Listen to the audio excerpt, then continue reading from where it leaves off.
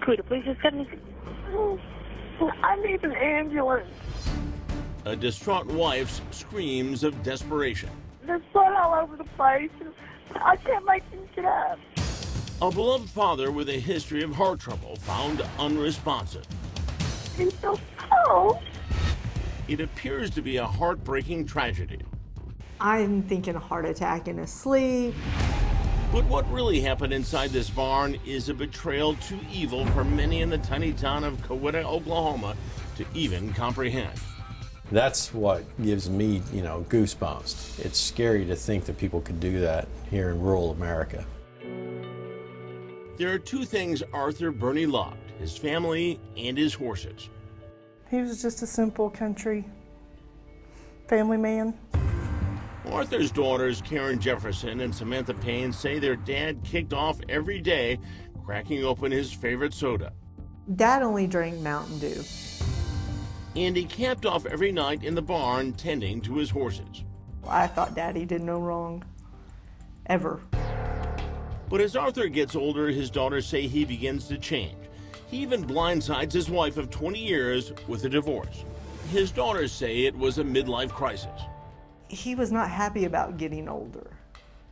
And so I think the older he got, he wanted to find somebody that brought maybe his younger years back to him.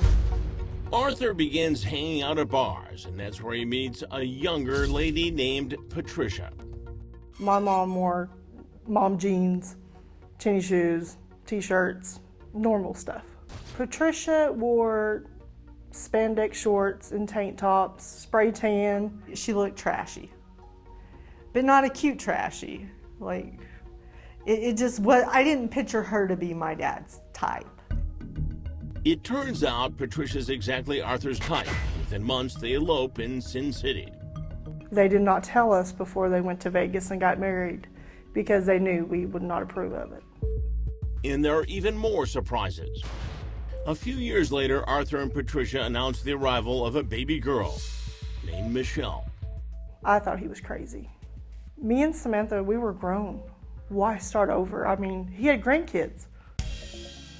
Michelle quickly becomes the apple of her daddy's eye, spending afternoons with Arthur learning to ride horses. She had everything she could ever want. Swimming pool, horses, four-wheelers, whatever she wanted. But as Michelle gets older, she becomes a mama's girl. If her mom got out of sight, she would freak out. Mama, mama, mama, mama. She was just always a little odd, would be the best way to describe Michelle. By the time she's a teenager, her half-sisters say Michelle has become a spoiled little brat. She was just a spoiled child.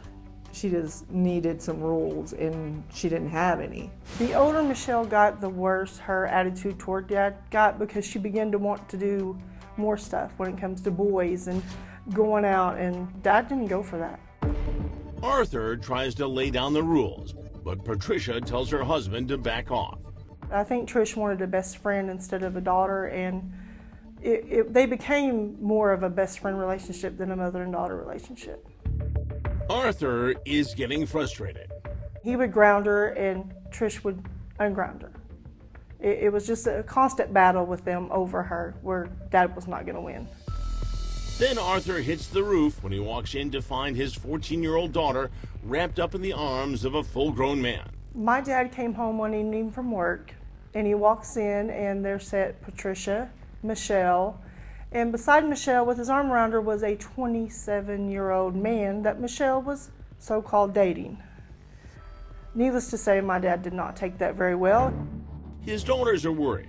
The tension appears to be taking a toll on their dad's health.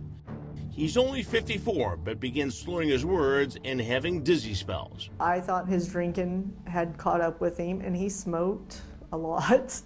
And so I thought he was having just legitimate health issues. He looked terrible. He looked unkept, so to speak. He looked so bad that several people were like, what's wrong with him? And, what's going on? Karen and Samantha beg their dad to get help, but their stepmom Patricia tells them not to worry, reassuring the girl she personally gives Arthur his medicine every day. She said he had went to the doctor and everything had checked out. but the girls say they can see a little bit of their dad dying every day. On the night of Arthur and Patricia's 16th wedding anniversary, Patricia and Michelle arrive home after a mom-daughter trip to the mall. Patricia heads to the barn to check on Arthur and finds his lifeless body in a pool of blood. In a panic, Patricia frantically calls 911. My husband, I guess, is failing and there's blood all over the place. I can't make him get up. Is he awake at all? No, Is he breathing? I can't tell. Okay. And you said there's blood all over him? Blood all over the place. The operator patches in a specialist who tells Patricia to start CPR.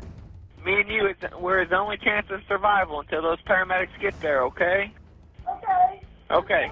Count out loud for me. 6, 4, 5. For 11 terrifying minutes, Patricia is feverishly trying to restart her husband's heart. You're doing a great job. I am. Keep him going. Finally, help arrives. Okay, let's take over, okay? Okay. A deputy wearing a body camera is also on the scene. When they got to the residence, they discovered Arthur Burney laying there in the floor of the barn, and he was unresponsive. Sadly, it's too late for Arthur. At just 54, the father of 3 is dead. We were all crying in shock. We were just mainly wanting to know how and what happened. Patricia tells the family she believes Arthur's heart finally gave out, then he fell and hit his head. But overwhelming grief is about to turn into vicious family finger-pointing. The medical examiner revealing Arthur Burney's death was no accident.